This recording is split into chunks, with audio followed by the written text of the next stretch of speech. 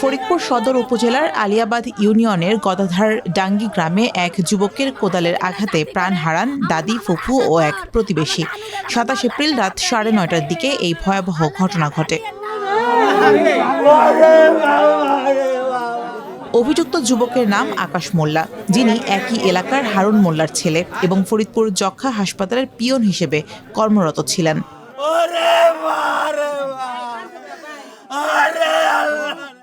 স্থানীয়রা জানায়, অভিযুক্ত আকাশ মোল্লা দীর্ঘদিন ধরে মানসিক সমস্যায় ভুগছিলেন। হঠাৎ দাদি আমেনা বেগম ও ফুফু রাহেলা বেগমের ওপর হামলা চালায় আকাশ। তাদের বাঁচাতে এগিয়ে আসেন প্রতিবেশী কাবুল চৌধুরী। তখন ৩ জনকে পিটিয়ে ও কুপিয়ে হত্যা করে আকাশ। এছাড়া রিয়াজুল ইসলাম নামের আরেক প্রতিবেশী এই হামলায় গুরুতর আহত হয়েছেন। তাকে উদ্ধার করে ফরিদপুর মেডিকেল কলেজ হাসপাতালে ভর্তি করেছেন স্থানীয়রা। আর দাদি ৩-৪ জন আবার এই গলি দিয়ে হলো ঢুকে আসছে। ও আবার ৩-৪ জন আসা দেখে ও পিছন দিয়ে এই যে সাইডে দরজা আছে পিছনটা যেটা ছিল ওইটার আবার পিছন দিয়ে কোপ দিছে। সামনের যারা আসতেছিল তাদের ২-৩ জন আবার কোপাইতে গেছে।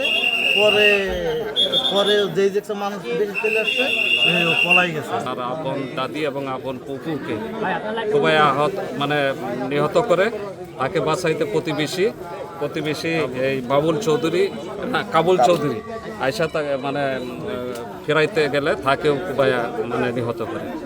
আর আরেকজন ছিল, সেও হয়েছে, সে প্রাথমিক চিকিৎসার জন্য এখন ফরিদপুর মেডিকেল কলেজে আছে। সে টিবি হাসপাতালে চাকরি করত, ওই থেকে তাকে মানসিক বেকারগ্রস্ত দেখেই তাকে চাকরিচ্যুত করছে।